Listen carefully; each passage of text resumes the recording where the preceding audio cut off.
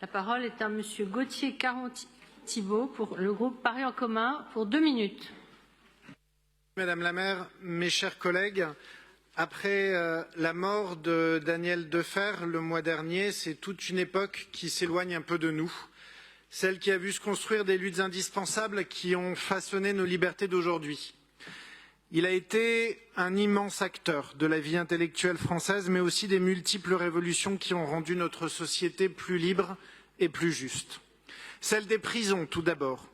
En 1971, quand la suppression du droit au colis de Noël met le feu aux poudres de 35 révoltés, avec Michel Foucault, Daniel Defer crée le groupe d'information sur les prisons pour donner la parole aux détenus.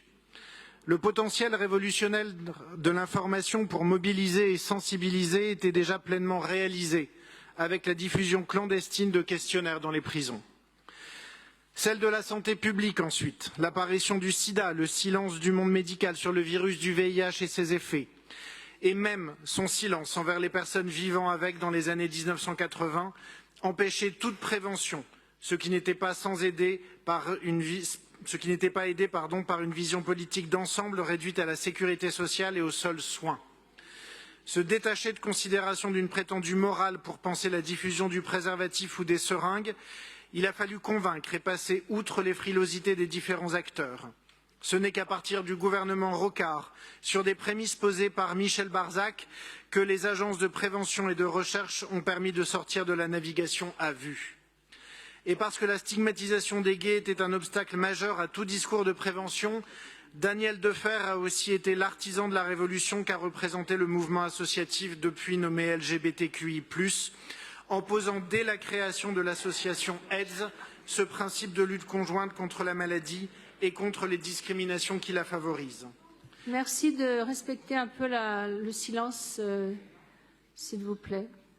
Nous savons, merci Madame la maire, nous savons ce que nous devons sur le plan politique comme sur le plan personnel à ces mouvements qui ont profondément réformé pour le meilleur la société française.